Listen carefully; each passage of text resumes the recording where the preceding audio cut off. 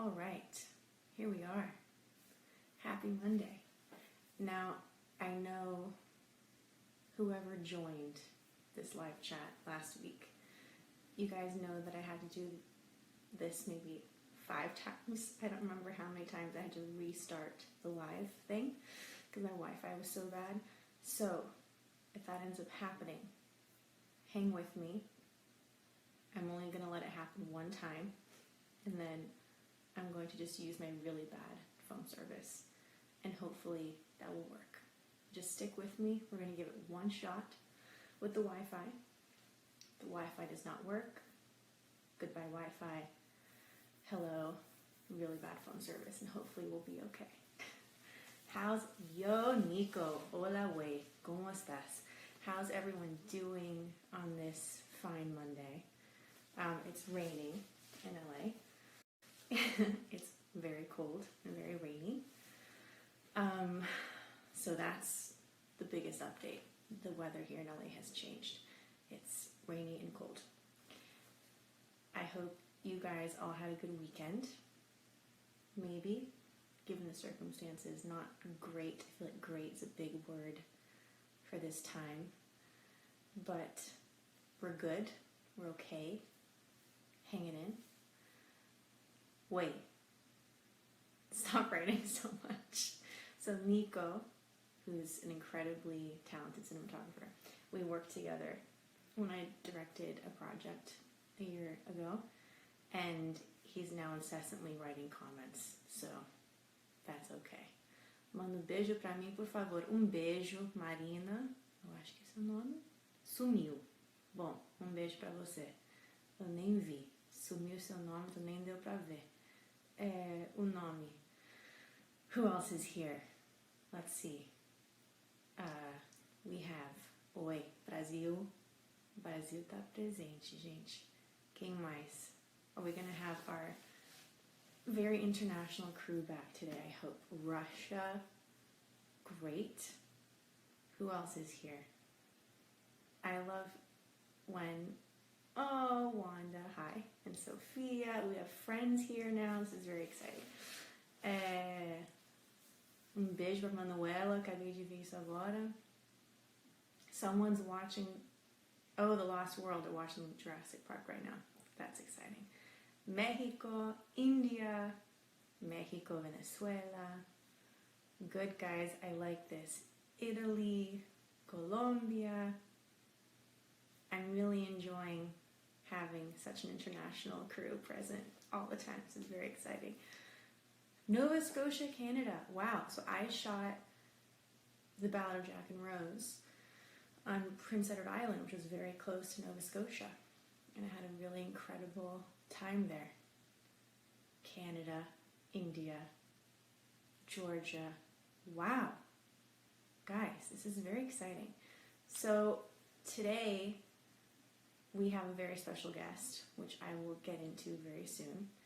And I'm very excited to have a conversation with her. But before that, Colombia, Dallas, Texas. Great. Hello, Mr. Dallas, or Miss Dallas, Texas, I'm not sure. Trinidad and Tobago, Silver Lake. Hey, Evan, what's up? How often do you work out in general? Well, generally speaking, which is not right now, because right now I feel like we're all living very special circumstances. Generally speaking, if I'm being really good, I try and work out during the week, and then I'll give myself the weekend off. That's if I'm being really good, though. I have to say I go through phases of being really disciplined about it, and then other phases where I'm not. I feel like it's pretty human. But I try to always be active and always eat really well and healthy, so that keeps things going. Thailand. I've been to Thailand before. I had a beautiful trip. Actually, I was shooting Push in Hong Kong, and I had about a week off, and I went to Thailand for, I think it was 5 days. I had a really beautiful vacation there. Took a cooking class there. I'm just remembering, guys, it's been a long time. They had a really incredible cooking class. And what else did I do? I remember the cooking class was a big highlight of the Thailand trip. Oi, push. Yes, that's exactly right. Beijo pro Brasil. Beijão pra vocês. Antarctica? Really? Huh. Never been there. Well, dude, George, if you ask me some questions, I can respond. Pakistan, Poland. Never been to Poland. That's incredible. I worked with a very talented actress, Alicia. She's from Poland. We worked in a film together called The American Side in Buffalo, New York. We had a very good time. Hola, México. Tenemos muchos mexicanos aquí. Your life is healthy food, Camilla. Yes, most of the time, it is very healthy. I love to cook. I've been cooking my whole life in the kitchen with my mom and my grandma and her aunt. So the whole Brazilian side, we've been cooking. So usually the Brazilian food, I have typically Latin, South American beans, rice, a protein, vegetables. That's the type of food I grew up with every day. So it's very healthy. Oi. What else, guys? What else before we... Have I ever been in California, Cali, Colombia, and dancing salsa? I don't understand the question, but have I danced salsa? I'm going to take that question. And yes, I think many of you know I love salsa dancing. When I shot from Prada de Nada in Monterrey, in Mexico, we would go out, Lomer, Alexa, Nicholas, all of us would go out salsa dancing every weekend. And we brought that over here to LA and we would go out almost every Monday night salsa dancing for a very long time. I haven't been in a while, so I'm a little rusty, but I do love it very much. Don't laugh at me, whoever's laughing at me. Saludos desde México. Hola, hola. Habla un poco de español. Bueno, puedo hablar en español, pero necesito preguntas, ¿no? No puedo hablar sola. I named my daughter Camilla. Oh, that's incredible. That's nice. I'm going to tell my mom that. She's going to like that very much. I'm not singing a song. Whoever asked me to sing a song. That's not happening, guys. That's not happening. Saludos desde Argentina. Oh.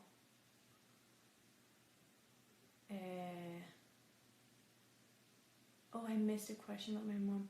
What do you eat these days from Canada? What do I eat these days?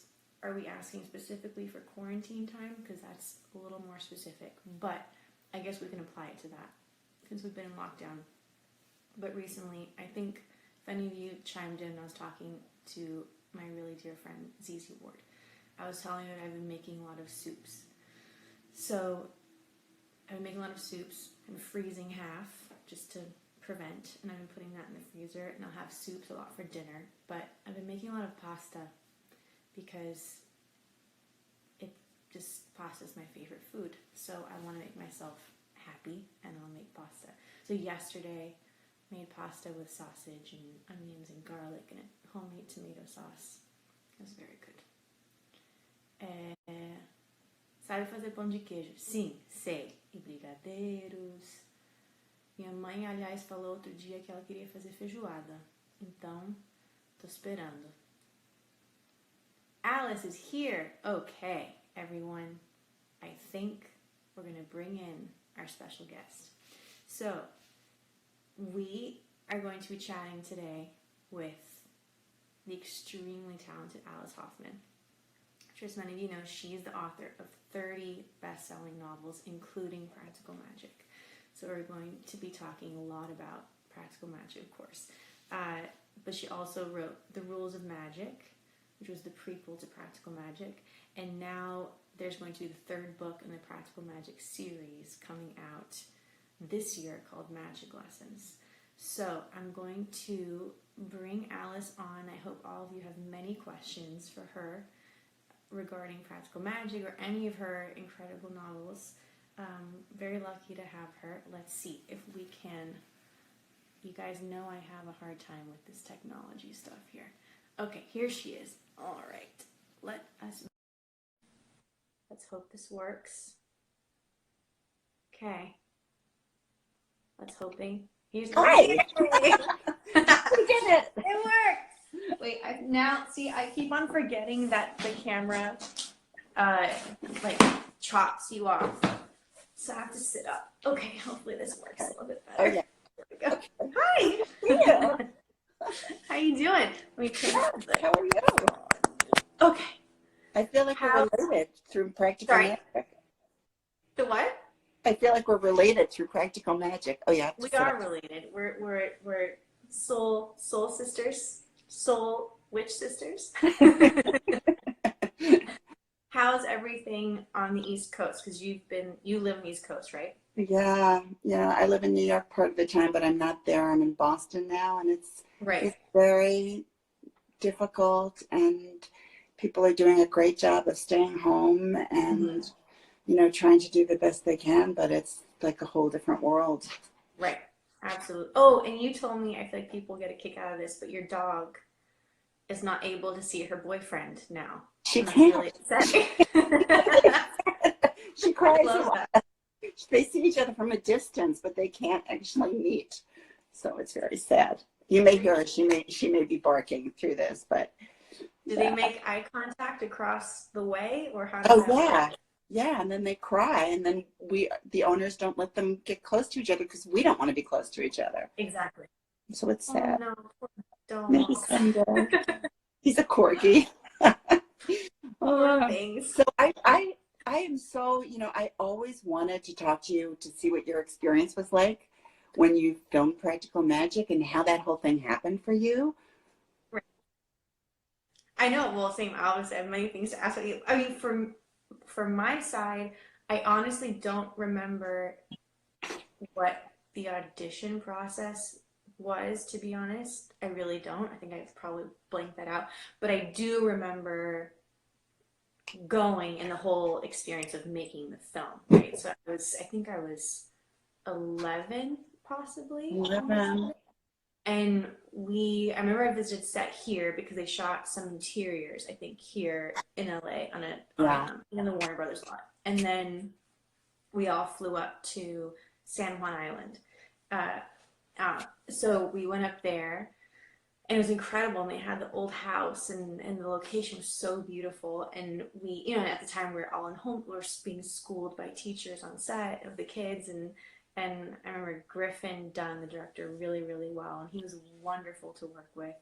And then working with Stalker Channing, Diane Wiest, of course, and even at the time I was obsessed with Grease, so I was really freaking out. About so great.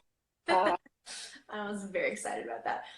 And of course, Sandra Bullock and Nicole Kidman, I'd already been huge fans of them already, so that was really exciting for me. But I just remember it was just such a magical time, and the set, it's even just the location itself was really magical. Well, I've heard that the house was kind of just the outside, and that people thought it was so beautiful they wanted to buy the house, but it wasn't really a house. Right, which happened, and which happens so much with filming, right? But it was just, and in the garden, it was just all there. So we didn't even have to imagine very much. It was just all kind of created for us, which was really beautiful. And just the costumes, and it was just a very special experience with all of us. And I told you recently, I think Diane Wiest was in a play out here in Los Angeles. And I went to go see her.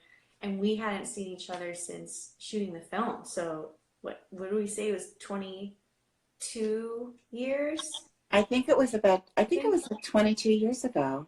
I figured out. Yeah. So we hadn't seen each other in a very long time. And I saw her backstage, and it was kind of this instant love fest of this kind of almost this, like us, like there's just kind of this familial connection because of this film and because subject matter, and that we played family, and it really bonded us, and it was almost as if we had been seeing each other throughout the years, and it hadn't been 22. It's just kind of really beautiful. So great. You know, one of my favorite scenes in that movie is the scene that you're in where you do this kind of spell to make sure that you'll never fall in love, and you hold up this bowl. Right. That is, I think, it's so beautiful, and you're so great in it, and it's such a moving scene because you can kind of understand why somebody would never want to fall in love. Right. It's so hard. Right. Yeah. Right. And I think I kind of almost took that to heart too. I remember, oh, it was funny. I think I mentioned this to you specifically about that scene. I went down to Laguna, I think it was last year at some point during the summer. And one of the girls that worked at the hotel I was staying at, she came up to me. She's like, listen, I was obsessed with practical magic, but also with that scene that she did that spell as a kid. and and she would watch it over and over and over again. She's like, I never want to fall in love. And she created this whole spell, the Amos Vidita spell. And she's like, I'm going to do that too. I never want to fall in love. And it was kind of a sweet moment. And I think in some way I probably felt the same way too. You know, who doesn't? Got in this mood of I never want to fall in love. I have my heart broken and blah blah blah. And it's all at the same time some sort of female empowerment too. The message, I'm going to be on my own. I'm going to be okay on my own. You know. That's the thing about that film. There were so many great women characters and so many great women actors in it. Right. You just don't see that much, and it didn't get great reviews when it came out. They were kind of hostile almost. They were awful. Yeah, because they were like powerful women. Yeah. Because I've been going through, like I told you, I've been going through, you know, during this whole quarantine time, cleaning out everything. And I found my mom had kept a lot of the kind of archival material.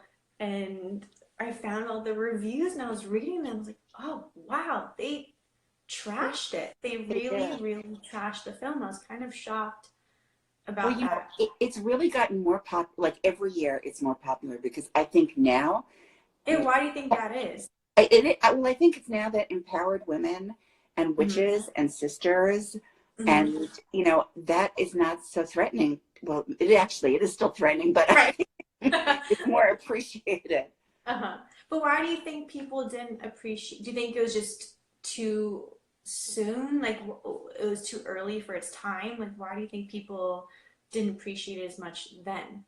Well, I think, you know, art having to do with kind of women's issues has always been looked down on. And I think right now, something's kind of changing and hopefully will go on changing, you know, that there are more women directors being used and more women's stories being told. And then, you know, usually like if there was a woman in a film, she'd be like the girlfriend or, you know, the best friend or something like that. But, you know, there wasn't a whole cast of women. And powerful women who cared about each other, had real friendships. And different generations too. I mean, I guess like you always see that. The different generations, and it's about family, you know, at the end of the day. And that's been hard to see. Even nowadays, about film about women.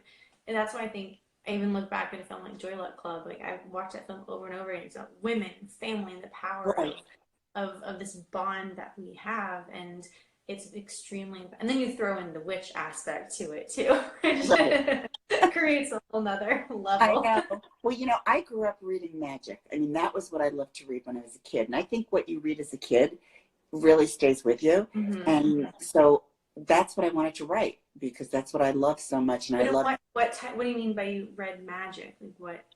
Well, like I don't know if you know these books. There were these books by Edward Eger. They were all series of magic books. Okay. And I loved Mary Poppins. You know, I loved anything to do with magic, and I loved Ray Bradbury. I loved science fiction and fantasy. And now it's not so divided. Now, you know, it's not like genreized. You can write whatever you want, more or less.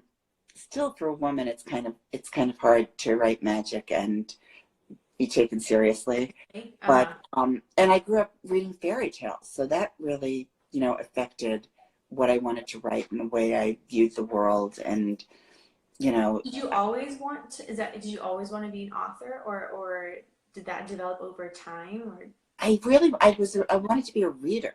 And I wanted to be a librarian and a reader. And then I just started writing, you know, like I was a secret writer. and I just started writing. And I think it's a really small step from being a reader to being a writer. It's like you love books, you love to escape into stories. And it's probably kind of similar for you. It's like you escape into another story. Right. And I would imagine. Absolutely. And there is that escapism in a way when you work on a project, and it depends on how deeply you get sucked into it, but sometimes depending on the project you can get very deeply sucked into the world and the character, and your involvement becomes very deeply rooted in that fantasy almost. So it's true, there is that aspect to it, absolutely. Yeah, and I felt like with these characters I really felt connected, and that's why I went back. I think it was like 20 years after Practical Magic and wrote The Rules of Magic, which is going backwards in time. Right. And but what, I guess before we talk about what inspired, and so many people, I got, a lot of questions from people, but one of them that many people ask is what inspired Practical Magic, and how did you come up with this world and these characters, and what inspired this story?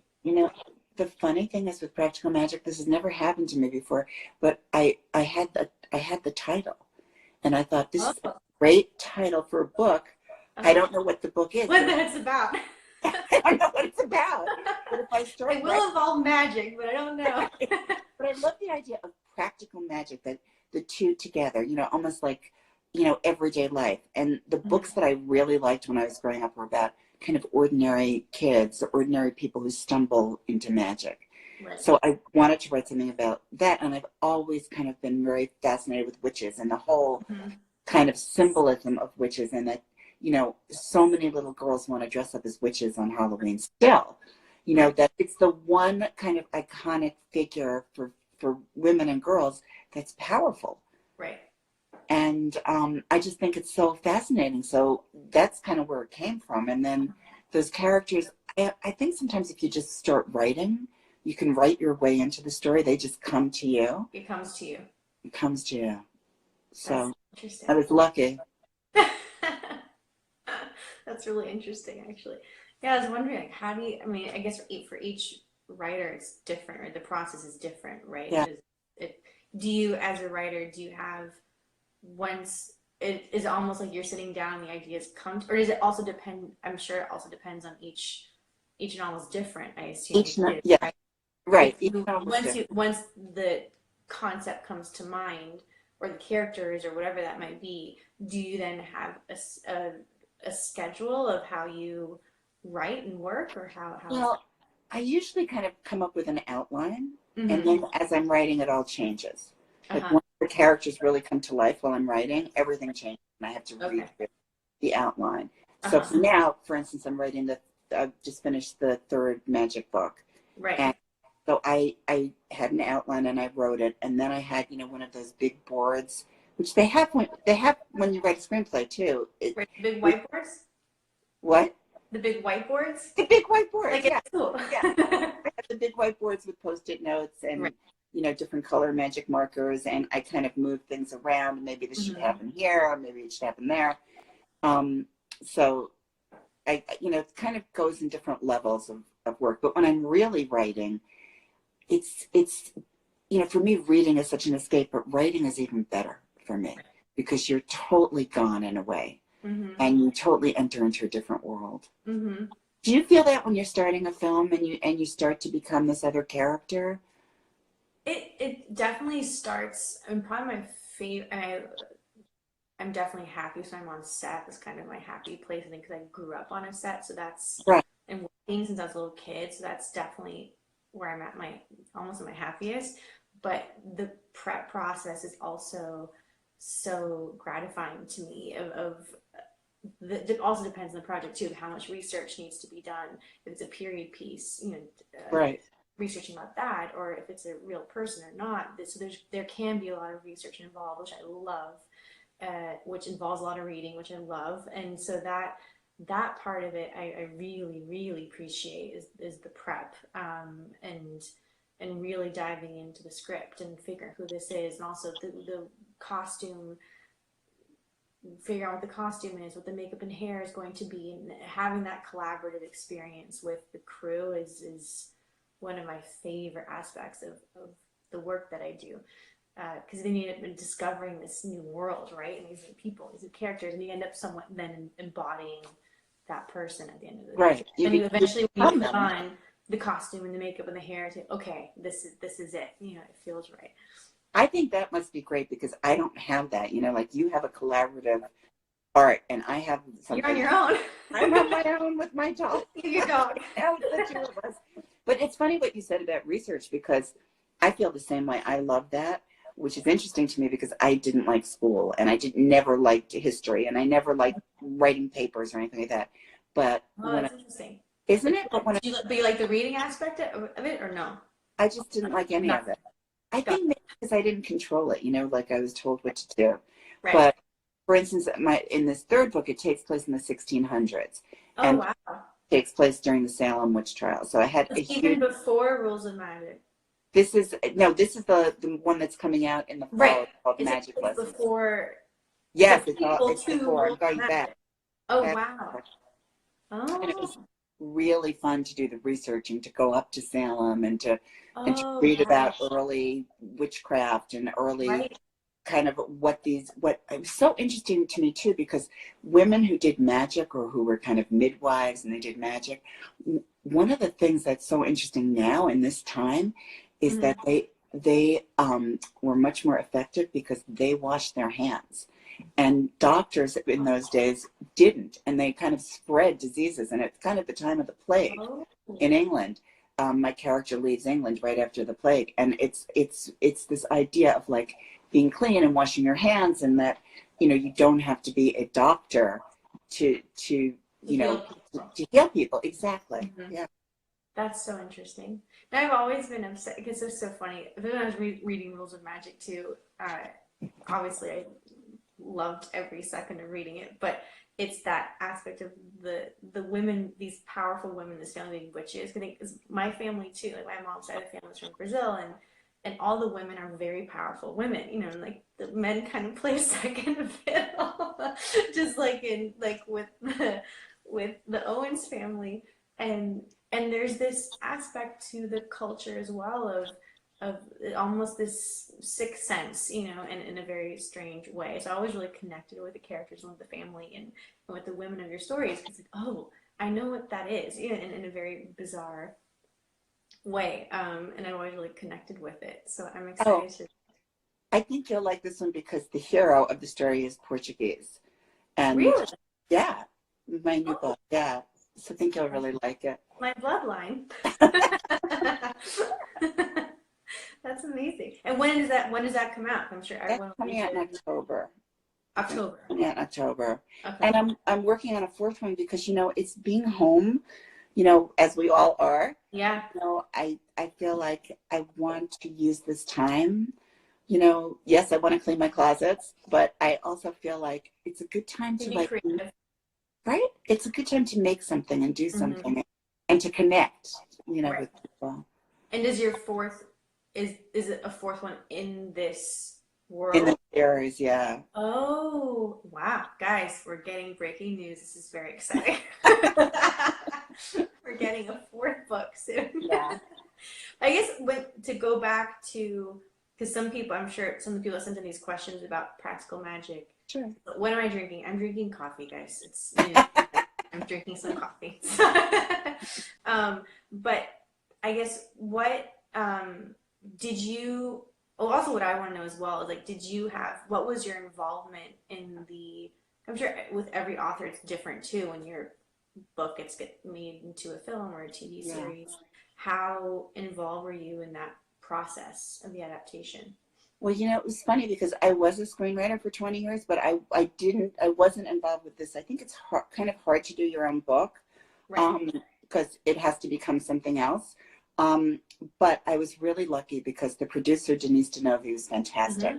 Mm-hmm. And Sandra Bullock really she really pushed for this. She really wanted to make it happen, and she did make it happen. So I feel like the women who were behind this, I had faith in them and trusted them, So that was really great for me. It was a great experience. I did go once to the set that was in LA.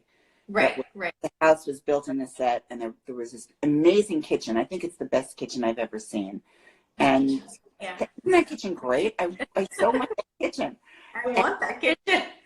Then I was supposed to go up and up to the San Juan Islands, and I had cancer, and so I had to cancel everything in my life. But I didn't really tell people that it was going on for me. But I never made it up there. So it was really so nice when I first started talking with you to find out what it was like to be up there, because I so regretted not being able to make that trip. Yeah.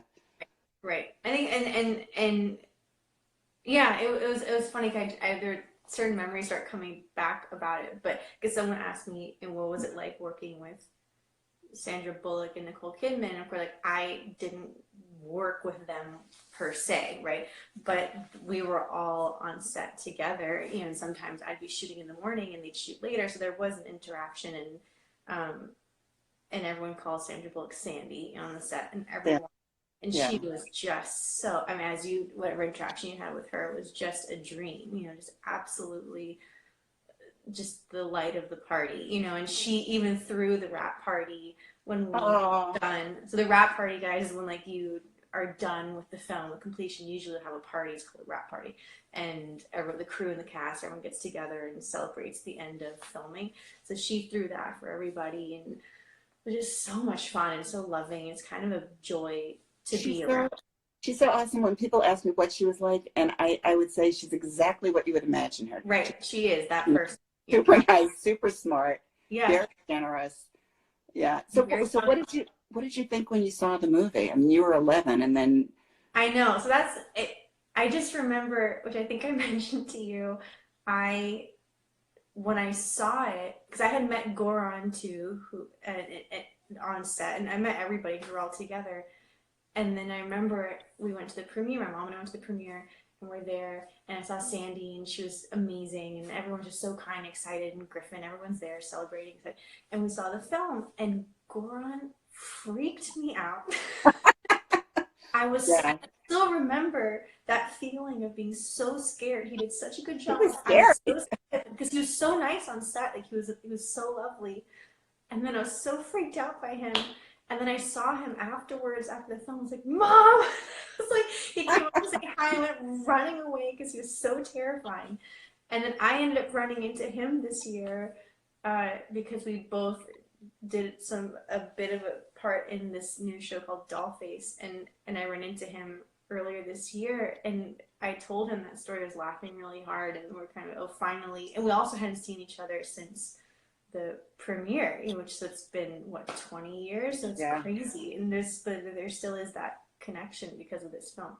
But it was, so I love, and I still, it's probably one of my favorite films I've ever been in, you know, truthfully, even though I was a kid, but something that I can just almost delete myself from it and just appreciate it as a movie, you know.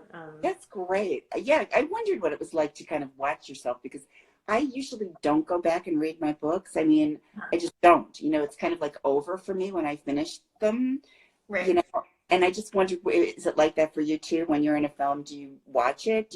Or is it kind of fun? I don't enjoy watching them at all. No, but I do. I always watch. I'll watch at least once when it's done. You know, at the premiere or during. And also, I've been very lucky. The filmmakers and producers that I've worked with have always been very collaborative and brought me into the editing. I love the whole process, you know, so that I've gone into editing and sound design and been involved in a lot of those post-process collaborations. So then I can almost not watch I don't know, I think because I have an appreciation for the whole, and I'm like producing and directing, so I've been involved in every aspect of filmmaking, so I can almost maybe delete my face in a weird way. I don't know how I'm able to do that, but I don't necessarily enjoy the films. When I was a kid, I can actually like this one, like Little Princess, I did like that. Those I can watch as an audience member and truly appreciate because I was so little. So then it doesn't really matter.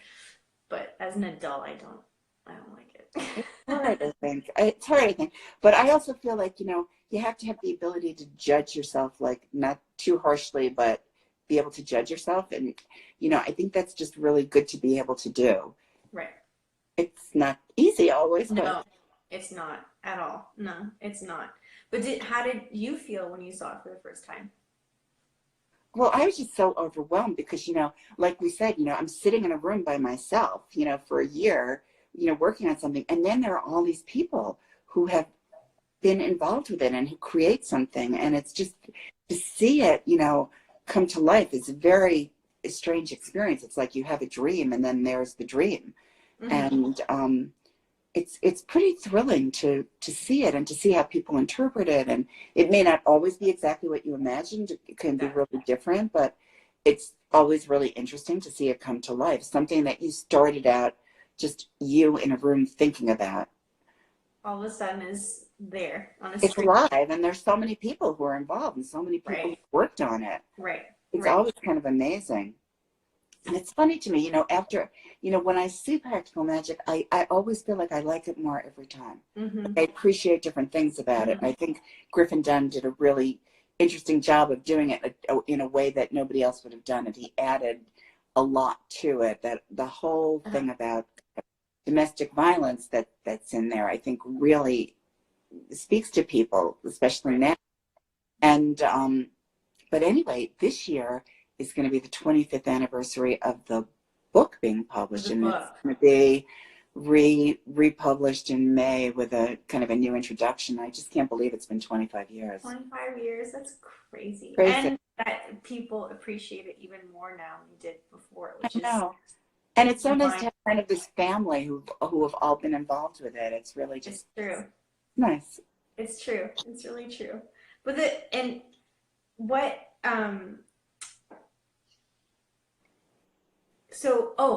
now you have Rules of Magic, right? And apparently that's being made into a TV series. And we'll talk a lot about it now. But how do you feel about that process?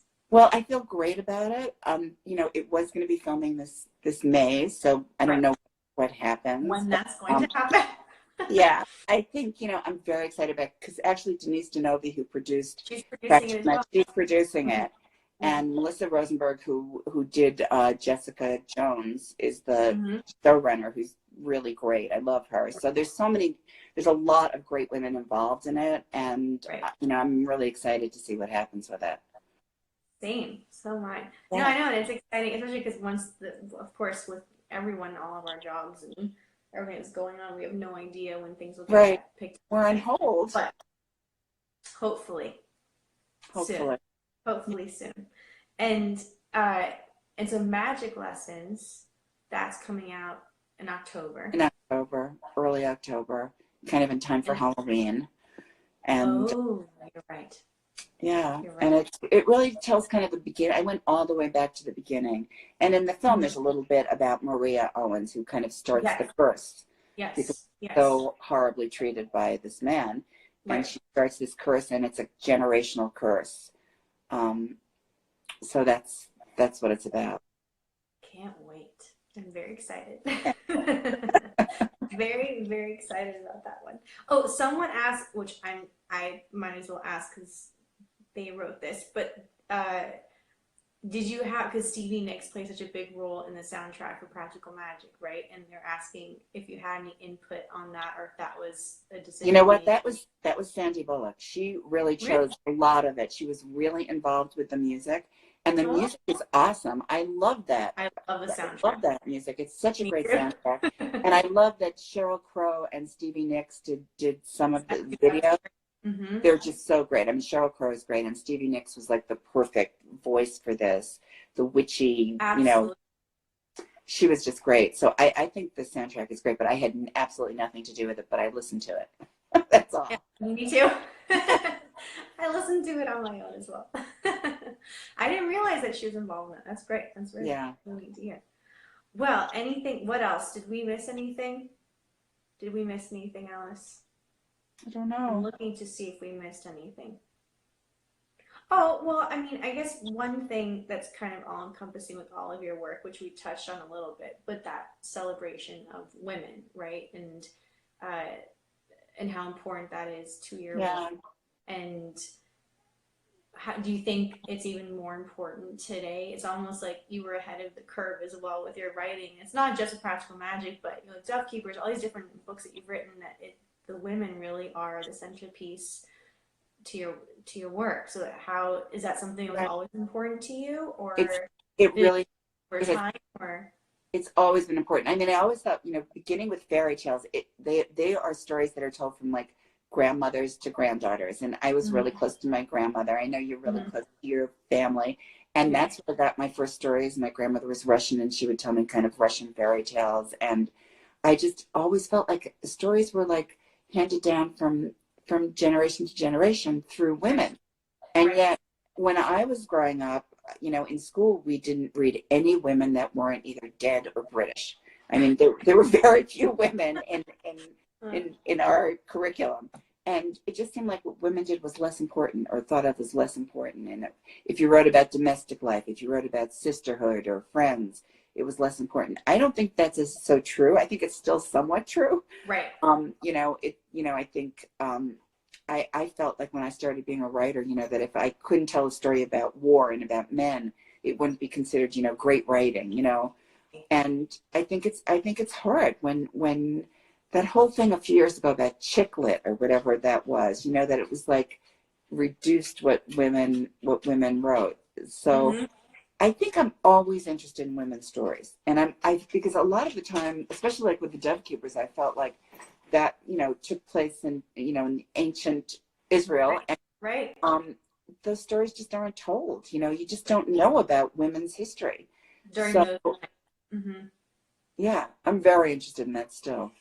And do you think that the openness and the access and the willingness to celebrate these stories has changed since you started writing? I think it's changing. I mean, but there's times, I thought it was changing in the 70s too, and then we Right. had a That's slip back. So I don't know. I think it's slowly changing. All we can do is tell our stories and hope that we'll support each other and that people will be listening. right. Absolutely. That's very true. Well, I can't wait to read what comes out in October. I'm very excited. Thank you, but I'll send it to you before that. Great. Oh, thank you. Sorry, guys. I'm very, very excited. I have 5 little questions I think I've been asking everybody about this quarantine time that's Okay. specific to now us being locked down at home. But so number one is, what is your go-to snack right now? For some strange reason, trail mix. It's like I have an obsession with. Oh, I feel like it's really healthy, even though it's not. So well, I mean, it depends on the trail mix, I suppose. I think so, and I feel like almost like I'm camping. So it's trail mix Trail with mix, white okay. wine. With white wine, Oh, it's a with good the white wine. There you combination. go. You have to add the white wine. It's very Yeah. important. And any song, album, or music artist you've been drawn to? Oh God, I've been listening to Brandy Carlisle obsessively. Oh, I just great. think she's so great, but I always listen to Bob Dylan. And so I'm listening to him too. He just always kind of breaks my heart, and I just love his work. So beautiful. Same, same, same, same, same, same. Movie or show you've been watching? Oh, I'm watching Trapped, which is an Icelandic mystery. Have you seen it? Oh, Oh, no, I it's haven't. really good. And they really are trapped. And I guess the title kind of appealed to me, but they really are trapped in this town. And They're trapped in a town. they're trapped in a town in Iceland where there's some murders going on. So Oh, I think it's really good. okay, great, guys. Another one to add to our list. I mean, it Um, is Icelandic, but there's subtitles, with no? subtitles. Great, then we're good. Okay, then book or something new you've been reading. I just read my friend Laura Zigman's book called Separation Anxiety. Uh-huh. And since we're all having such anxiety right now, it's kind of the perfect book. It's really funny and it's really moving. And it's about a couple who kind of have to stay together because they can't afford to separate. And Oh, it's a wonderful book. So oh, I really that's recommend it. appropriate for Yes, what we're all because there's going through. probably a lot of couples who'd like to separate right now. Exactly. And the last one is anything you've done to de-stress or calm down once the anxiety kicks in. Oh, yeah. I'm doing online yoga, and I'm also doing meditation. I'm starting tonight. My yoga teacher's having meditation, group meditation, Zoom meet on Zoom. on Zoom.